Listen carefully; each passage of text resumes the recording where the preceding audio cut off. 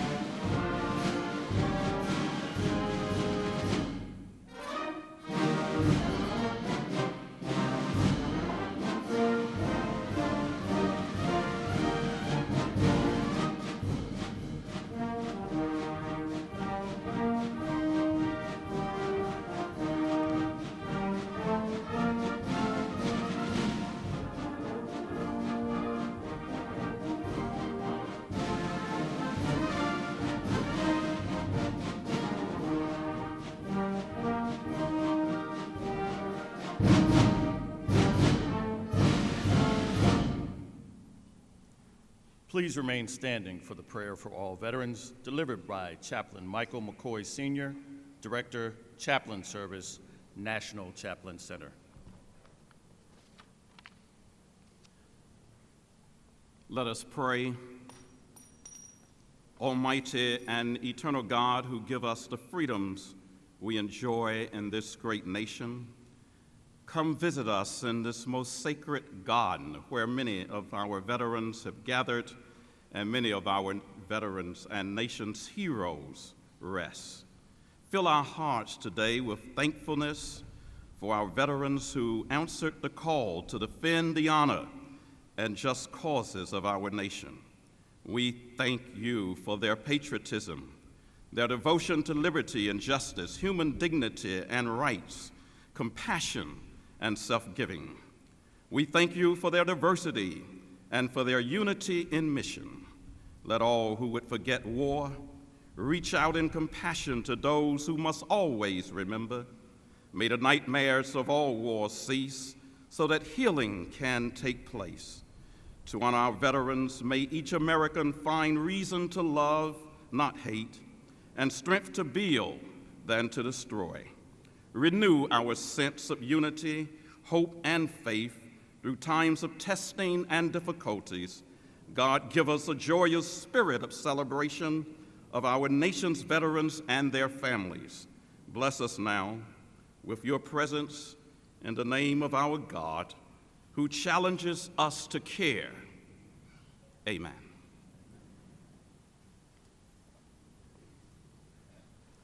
Now I'd like to invite Mr. Robert Swan, National Commander, Polish Legion of American Veterans, to lead us in our Pledge of Allegiance.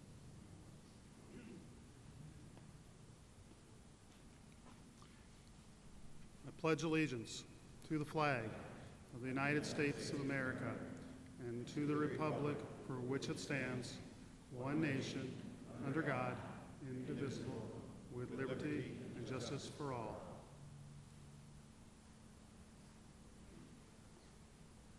Please be seated.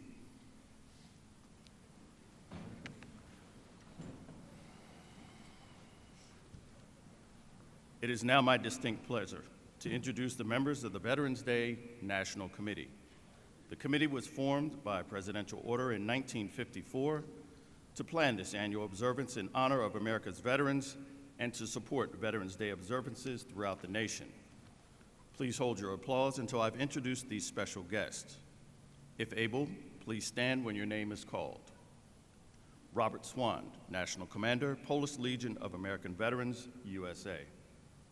Thomas Stevens, National President, Korean War Veterans Association. Angel Zuniga, National Commander, American GI Forum. Arminda Crawford, National Commander, Catholic War Veterans of the USA. David Eberly, Chief Executive Officer, American Ex-Prisoners of War. Carl Singer, National Commander, Jewish War Veterans of the USA. John Rowan, President, Vietnam Veterans of America. Al Kovac, National President, Paralyzed Veterans of America. Brian Duffy, Commander-in-Chief, Veterans of Foreign Wars of the United States. Harold Chapman, National Commander, AMVETS. Dale Stamper, National President, Blinded Veterans Association. Richard Gore Sr., National Commandant, Marine Corps League. Donald Larson, National President, Fleet Reserve Association. Richard Rinaldo, National Commander, Legion of Valor of the United States of America. Lyman Smith, Executive Director, Military Chaplains Association. Donald Youngblood, National Commander, Army and Navy Union of the USA. John Ostrowski, Executive Director, Non-Commissioned Officers Association. Douglas Bolt, National Vice Commander, the American Legion. Mr. David Riley, National Commander, Disabled American Veterans. Mike Plummer, Deputy Legislative Director, National Association of Uniformed Services. Clay Legrand Jr., Commander-in-Chief, Military Order of the World Wars. John Adams, National President, the Retired Enlisted Association.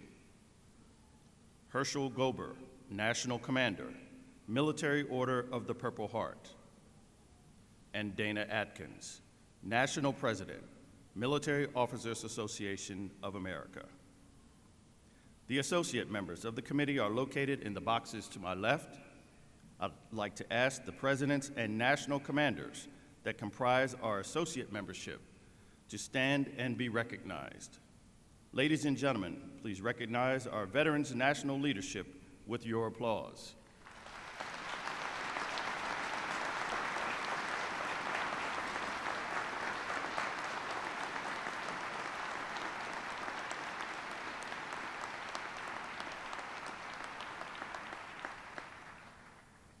It is now my pleasure to introduce our Veterans Organization host for 2016, Polish Legion of American Veterans, USA.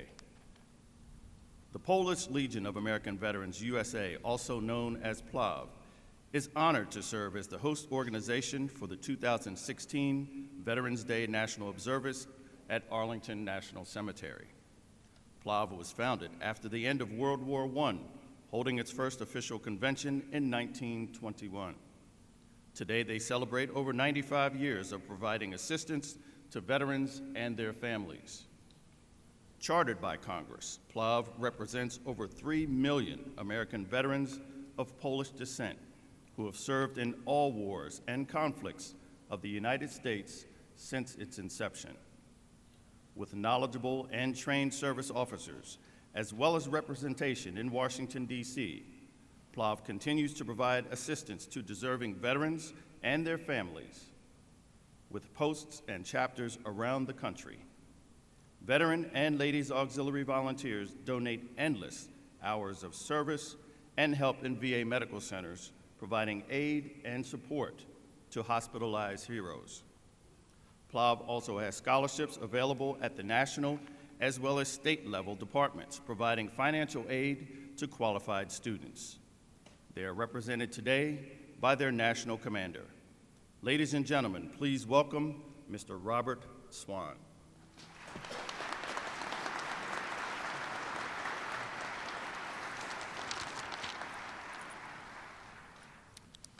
Thank you. Welcome, Mr. President, Mr. Vice President, or Mr. Secretary, veterans, friends, and all of you gathered here today.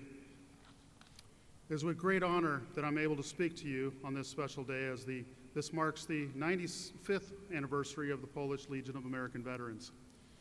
After years of lobbying by our organization, the Polish Legion of American Veterans, Congress unanimously voted to proclaim Polish Legionnaire Kazimierz Pulaski an honorary United States citizen, and on November 6, 2009, President Barack Obama signed Public Law 111-94, which proclaimed General Kazimierz Pulaski the 7th in history to receive this posthumous award or honor. We'd like to recognize the contribution of all servicemen and women that have provided while they were on active duty, and then their continued volunteering within the VSOs, which helps many veterans in need at the VA hospitals and homes, and even individual families in need. The valued principles gained while in the military offers many a pathway to success. As a veteran or friend or family of a veteran, we know that our military members go through while serving, and we know how hard it was, and even that is now, when our service members return home. So we are uniquely interested in helping in many ways, but are also all of you. VA hospitals and homes are always in need of support, either monetarily or through comfort item donations. Although membership in the traditionary veteran service organizations that are declining, I am pleased to see younger veterans are still joining or creating newer, more specific organizations where they are able to continue to help our nation's veterans. Now may we salute all of our military service members and their families that made that ultimate sacrifice. Thank you for the honor of speaking to you today.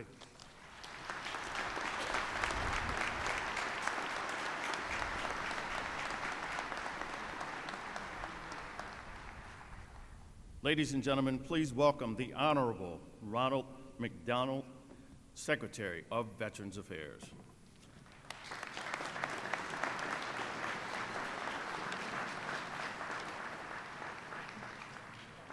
Mr. President, fellow veterans, honored guests, in the last scene of Spielberg's Saving Private Ryan, the aged Private Ryan kneels reverently in front of Captain Miller's grave. Captain Miller gave his life in combat to save Private Ryan's. Ryan says to Miller and all veterans, "I've tried to live my life the best I could. I hope that, at least in your eyes, I've earned what all of you have done for me. I'm a veteran. When I come to Arlington, I imagine myself saying that to every veteran resting here. I hope that, in your eyes, I've earned what all of you have done for me. We'd all do well to kneel at any one of these markers and repeat Ryan's words. We'd all do well to turn to a veteran and ask, am I earning it? 7 years ago today, right here in Arlington, President Obama made a sacred vow to veterans. America will not let you down, he said. We will take care of our own. And then he fulfilled that vow. President Obama and Congress provided the largest single-year VA budget increase in over 3 decades, his very first year.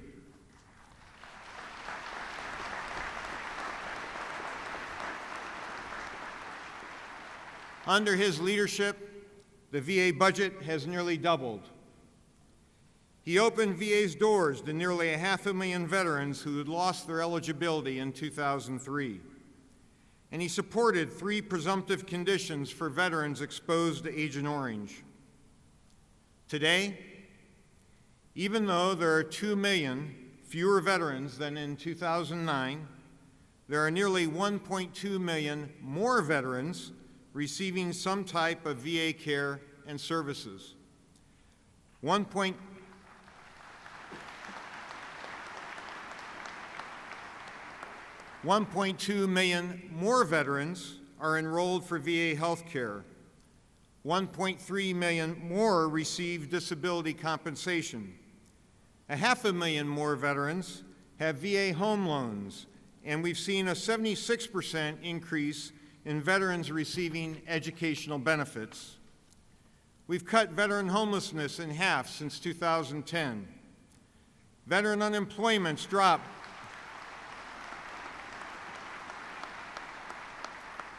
Veteran unemployment's dropped by over half in the last 5 years.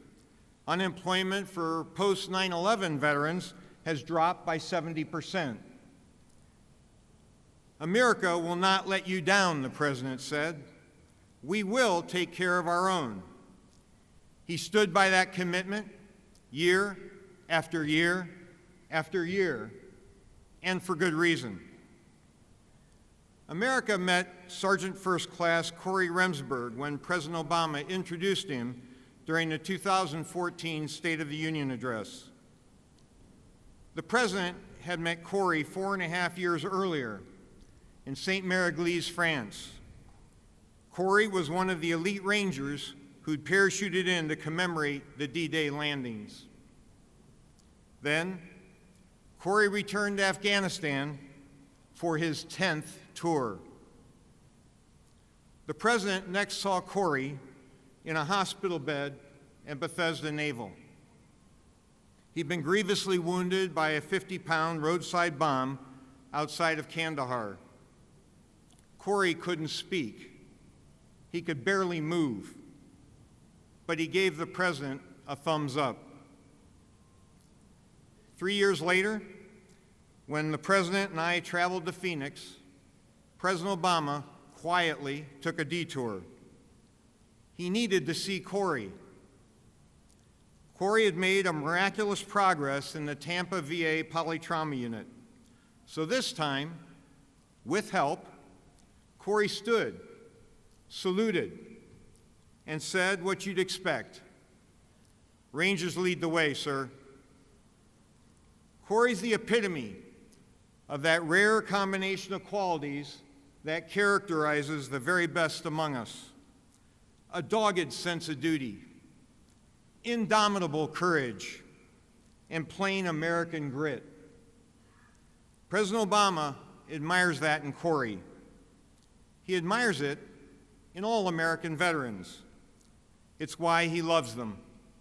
Ladies and gentlemen, our honored guest, the Commander-in-Chief, and the 44th President of the United States, Barack Obama.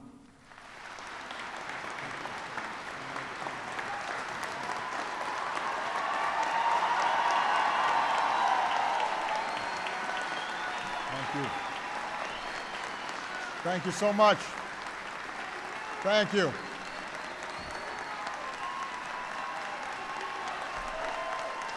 Thank you very much. Thank you so much. Thank you. Thank you very much. Please.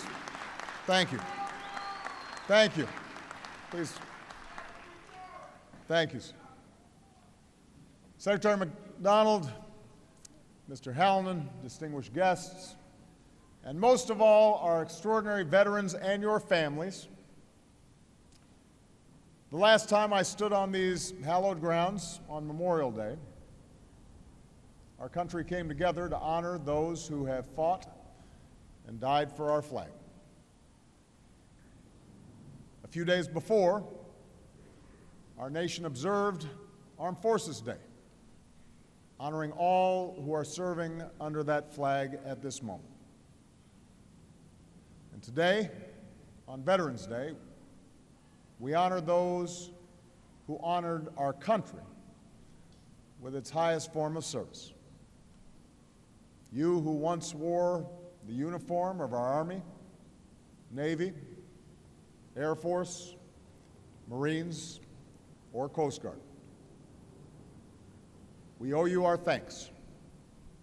We owe you our respect, and we owe you our freedom. We come together to express our profound gratitude for the sacrifices and contributions you and your family made on the battlefield, at home, and at outposts around the world. But America's gratitude to our veterans is something always grounded in something greater than what you did on duty. It's also an appreciation of the example that you continue to set after your service has ended. Your example as citizens. Veterans Day often follows a hard-fought political campaign, an exercise in the free speech and self-government that you fought for. It often lays bare disagreements across our nation. But the American instinct has never been to find isolation in opposite corners. It is to find strength in our common creed, to forge unity from our great diversity, to sustain that strength and unity even when it is hard. And when the election is over, as we search for ways to come together, to reconnect with one another and with the principles that are more enduring than transitory politics, some of our best examples are the men and women we salute on Veterans Day. It's the example of young Americans, our 9/11 generation, who as first responders ran into smoldering towers, then ran to a recruiting center and signed up to serve. It's the example of a military that meets every mission, one united team, all looking out for one another, all getting each other's backs. It's the example of the single most diverse institution in our country. Soldiers, sailors, airmen, Marines, and Coast Guardsmen who represent every corner of our country, every shade of humanity, immigrant and native-born, Christian, Muslim, Jew, and non-believer alike, all forged into common service. It's the example of our veterans, patriots, who when they take off their fatigues, put back on the camouflage of everyday life in America and become our business partners and bosses, our teachers and our coaches, our first responders, city council members, community leaders, role models, all still serving this country we love with the same sense of duty and with valor. A few years ago, a middle school student from Missouri entered an essay contest about why veterans are special. And this is what he wrote. When I think of a veteran, I think of men or women who will be the first to help an elderly lady across the street, I also think of someone who will defend everyone, regardless of their race, age, gender, hair color, or other discriminations. After 8 years in office, I particularly appreciate that he included hair color. But that middle schooler is right. Our veterans are still the first to help, still the first to serve.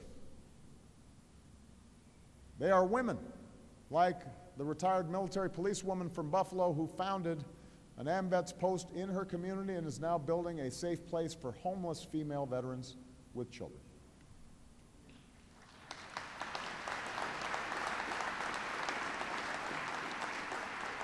They are men like the two veterans from Tennessee, one in his 50s, one in his 60s, who wrote me to say they would happily suit up and ship out if we needed them. We might be just a little old, they wrote, but we will be proud to go and do what we were taught to do. Whenever the world makes you cynical, whenever you seek true humility and selflessness, look to a veteran. Look to someone like First Lieutenant Irving Lerner. Irving was born in Chicago to Russian Jewish immigrants during World War I. He served as a bombardier in the Army Air Corps, flying dozens of missions toward the end of World War II. When he returned home, Irving did what a lot of veterans do. He put his medals away. He kept humble about his service, started living a quiet life. One fall day, walking down Sheffield Avenue on Chicago's north side, a stranger stopped him. He said, "Thank you for your service," and he handed him a ticket to see the Cubs play in the World Series.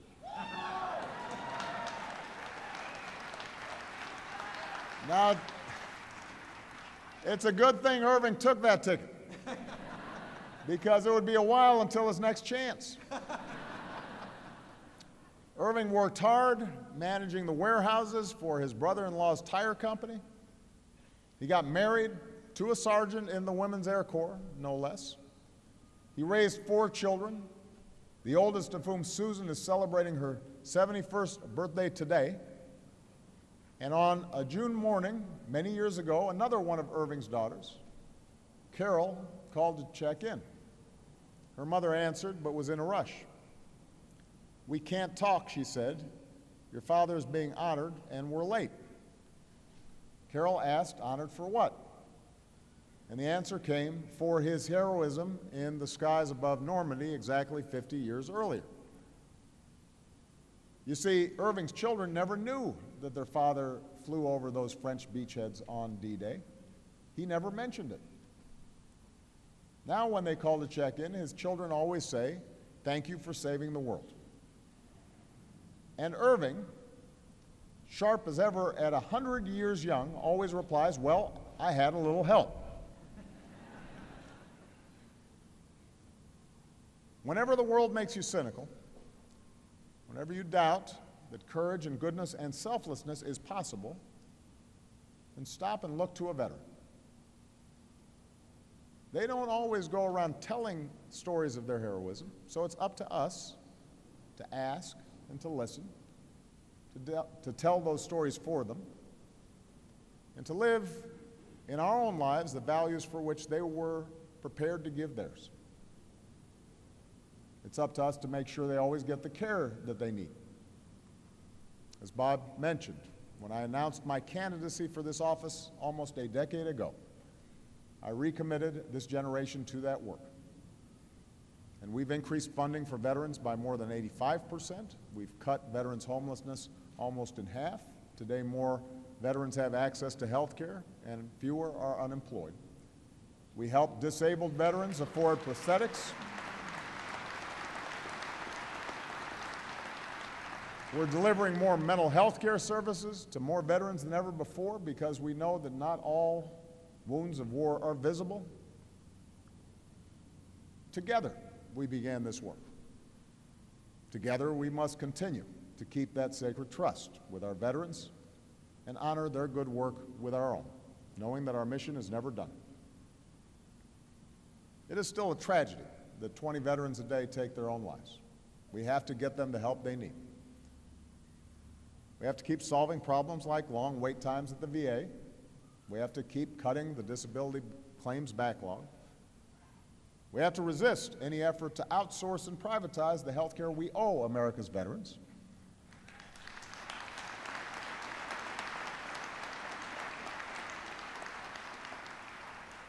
On Veterans Day, we acknowledge humbly that we can never serve our veterans in quite the same way that they served us, but we can try.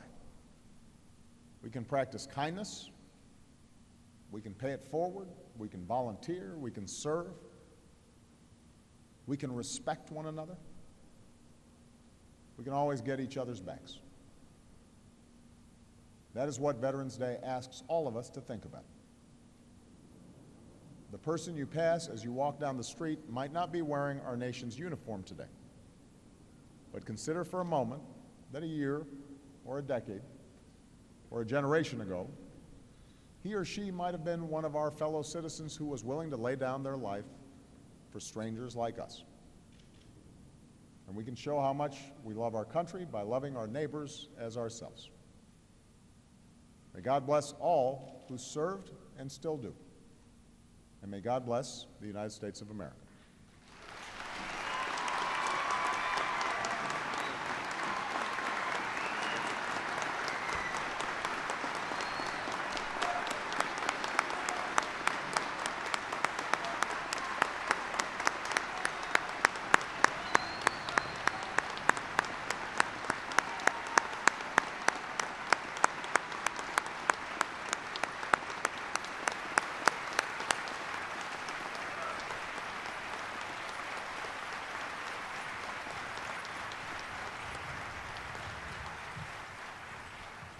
Ladies and gentlemen, please remain standing and join the United States Navy Band in singing God Bless America.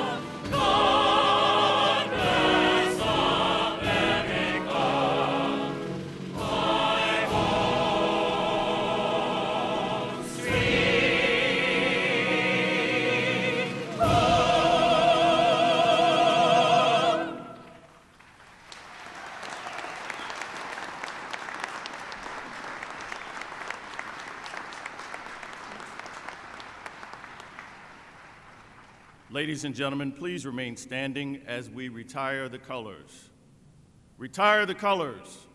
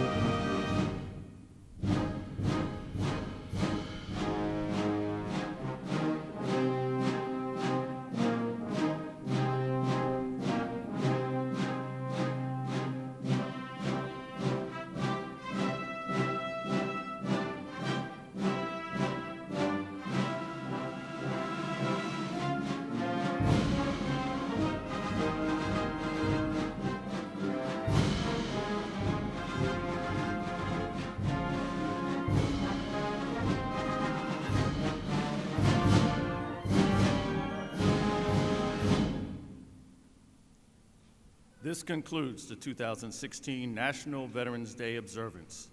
Please be seated for the departure of the President of the United States. Thank you for joining us today as we celebrate and honor all who served.